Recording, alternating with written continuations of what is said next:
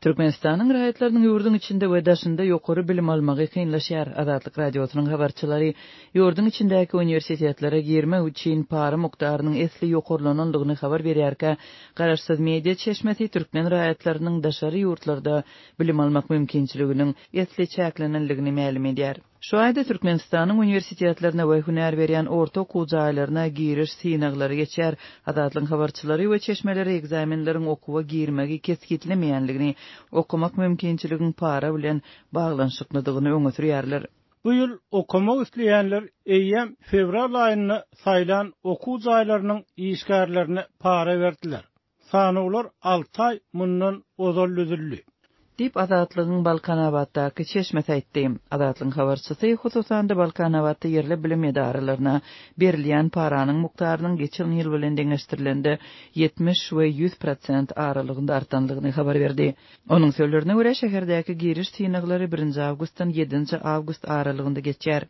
Çeşmeler ýurdun ýokary okuw jaýlaryna girmek üçin paranyň onlarca ýyl bäri saklanýanlygyny we onuň meşhurlygynyň gitdigi artýanlygyny aýdarlar. 10 ýyl ozal häkimet çalşylaryndan soň universitetlerdäki para bir näçesi ýokarlandy. Inni bolsa 2 hisse artdy.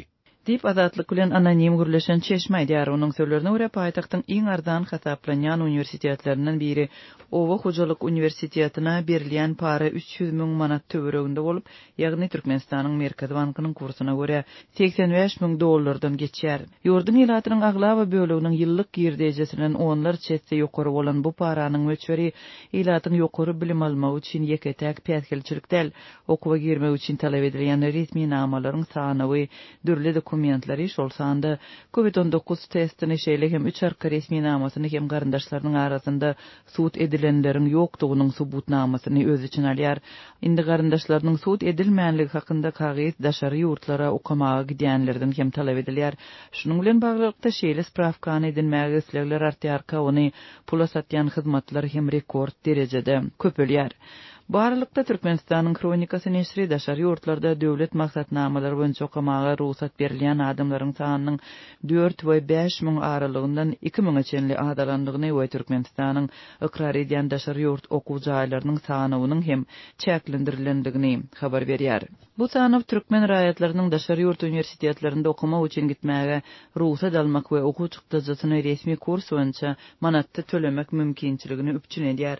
Türkmenistanyň kronikasy neşriniň maglumatynda döwletiň goldawy bilen daşary ýurtlara berilýän studentlaryň sanynyň çäklendirilmeginiň dünýädäki durnuksyz ýagdaý bilen düşündirilýänligi habar berilýär.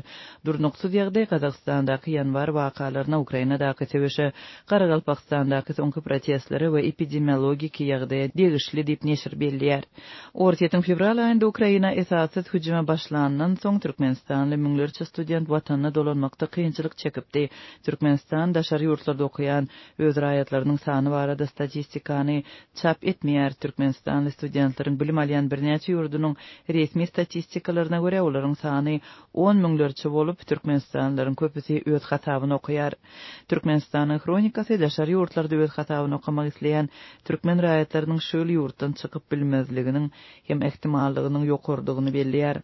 Soňky ýyllarda mektebi tamamlanan müňlerçe uçurum we goşunda gullyk eden ýaşlar daşary ýurt universitetlerinde bilim almak üçin gitmege umyt edýärler. Şeýle bolsa bilim ministrliginiň sebit bölümleriniň işgärlerine dalaşgärleriň ennatalary bilen düşündürüş işlerini geçirmek tapşyryldy.